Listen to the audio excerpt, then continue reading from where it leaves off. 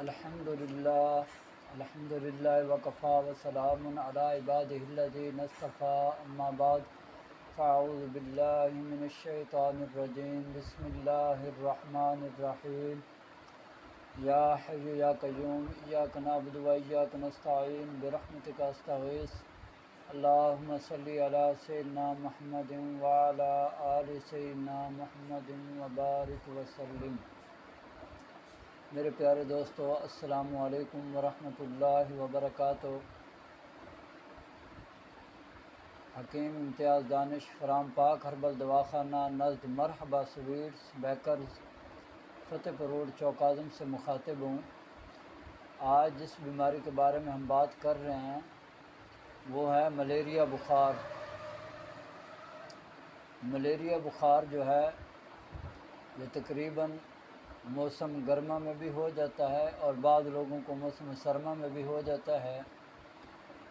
یہ اس وقت ہوتا ہے جب بہت زیادہ بارشیں ہوتی ہیں، ہر جگہ پہ پانی کھڑا ہو جاتا ہے، تو وہاں ایک مچھر پیدا ہوتا ہے، ایک مادہ مچھر ہوتا ہے اور ایک نر مچھر ہوتا ہے۔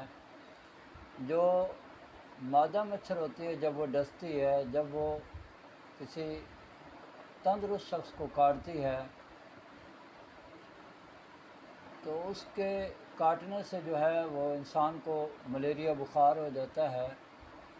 ملیریا بخار میں کیا ہوتا ہے کہ ابتدا میں مریض کو شدید سردی لگتی ہے اور مریض کے جسم پر کپ کپی طاری ہو جاتی ہے،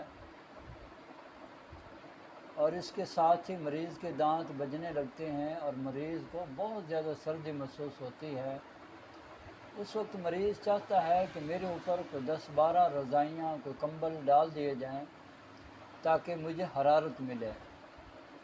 اس سے یہ بھی اندازہ ہو جاتا ہے کہ یہ ایک مرض رطوبتی مرض ہے اور ٹھنڈک کا مرض ہے، اور یہ مرض جب ہوتا ہے تو مریض کو بہت زیادہ سردی لگنے شروع ہو جاتی ہے، اور مریض کا جو درجہ حرارت ہے وہ تقریباً 102 سے لے کر 105 فارنہائٹ تک چلا جاتا ہے، اور بعض مریضوں کے سر میں بہت شدید درد ہوتا ہے، اور بعضوں مریضوں کو قے بھی آ رہی ہوتی ہے، اور مریض جو ہے اس کنڈیشن سے بہت جلد چھٹکارا چاہتا ہے۔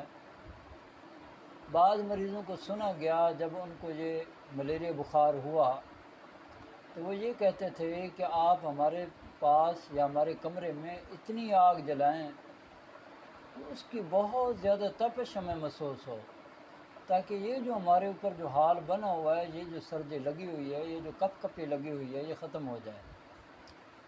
تو جب مریض کو کپ کپی ہوتی ہے، بہت زیادہ سردی لگ جاتی ہے، تو مریض فوری طور پر بستر کا رخ کرتا ہے اور اپنے اوپر جو ہے وہ رضائیاں لینا شروع کر دیتا ہے۔ مریض کے اوپر ایک رضائی ڈالی جاتی ہے، دوسری ڈالی جاتی ہے، تیسری ڈالی جاتی ہے، لیکن اس کی کپ کپی دور نہیں ہو رہی ہوتی۔ تو جب اس کے اوپر رضائیوں پہ رضائیاں، کمبل پہ کمبل ڈالے جاتے ہیں، پھر ایک وقت ایسا آتا ہے کچھ اسے سکون محسوس ہوتا ہے۔ جب اسے سکون محسوس ہوتا ہے، وہ پڑا رہتا ہے بستر میں، تو 2-3 گھنٹے کے بعد جا کے اس کو پسینہ آتا ہے۔ وہی مریض جو ہے پسینے میں شرابور ہو جاتا ہے، پھر وہی رضائیاں، وہی کمبل جو ہے وہ اتارنا شروع کر دیتا ہے، حتیٰ کہ پھر ساری رضائیاں، سارے کمبل اتار دیتا ہے، اور مریض محسوس کرتا ہے کہ اب میرا بخار بھی اتر گیا ہے اور میں اب ٹھیک ہو گیا ہوں۔ اس سے اگلے دن مریض جو ہے وہ چلنا پھرنا شروع کر دیتا ہے، وہ محسوس کرتا ہے کہ اب میں بالکل ٹھیک ہو گیا ہوں، اب مجھے کوئی بخار نہیں ہے، کوئی میری ایسی کنڈیشن نہیں ہے۔ لیکن کیا ہوتا ہے کہ پھر ایک مخصوص وقت پہ، ایک خاص وقت پہ پھر ملیریا بخار ہو جاتا ہے، پھر اسی طرح کی سردی لگتی ہے، پھر اسی طرح کی کپ کپی لگتی ہے۔ بعض مریضوں کو ہذیان بھی ہو جاتا ہے، یعنی گالیاں بکنا شروع کر دیتے ہیں، دماغ ان کا چل جاتا ہے۔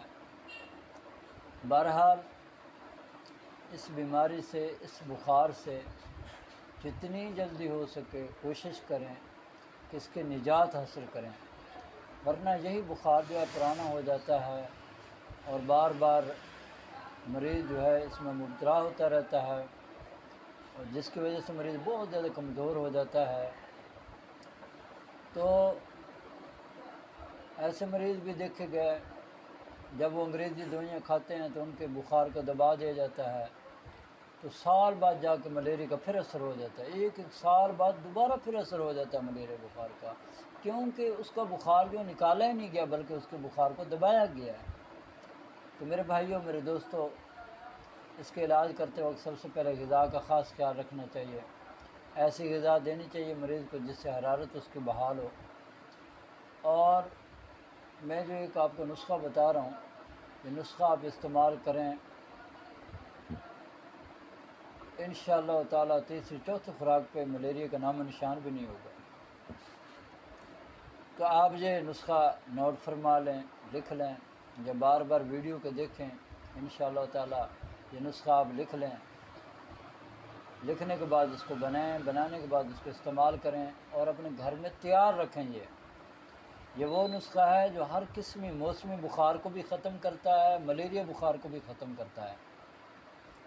تو سب سے پہلے آپ نے لینا ہے بھائی، مغز کرنجوا 30 گرام، کشتہ صدف 30 گرام، لونگ 10 گرام، دار چینی 30 گرام، جلوتری 30 گرام، اجوین دیسی 20 گرام، تیز پات 20 گرام، رائی سرخ 20 گرام، کشتہ بارہ سنگا 20 گرام، کشتہ ادرک سیاہ 20 گرام، اور کشتہ گو دنتی 60 گرام۔ ان کو آپ نے انتہائی باریک پاؤڈر بنا لینا ہے۔ 500 ملی گرام کے کیپسول بھر لیں، یا پھر پانی ملا کر اس کی گولی بھی بنائی جا سکتی ہیں، چنے جتنی گولی بنا لیں اور بنا کر اپنے پاس محفوظ رکھیں۔ جب بھی کسی بچے کو، کسی کو بھی نزلہ زکام بھی ہو جاتا ہے، موسمی بخار ہو جاتا ہے یا ملیریا بخار ہو جاتا ہے، تو آپ نے ایک کیپسول یا ایک گولی صبح دوپہر شام ہمراہ چائے دینی ہے۔ یا آپ انشاءاللہ 3 سے 4 خوراکیں دیں گے، اللہ کے حکم سے بخار نیست و نابود ہو جائے گا، بخار انشاءاللہ ختم ہو جائے گا۔ اب میری اللہ سے دعا ہے کہ اللہ تعالیٰ مجھے اور آپ کو، پوری دنیا کے تمام مسلمانوں کو صحت والی، سلامتی والی، عافیت والی، برکتوں والی، کامیابیوں والی، خوشحالی والی، خوشیوں بری، ساتوں بری زندگی نصیب فرمائے۔ آمین۔ وآخر دعوانا ان الحمد للہ رب العالمین۔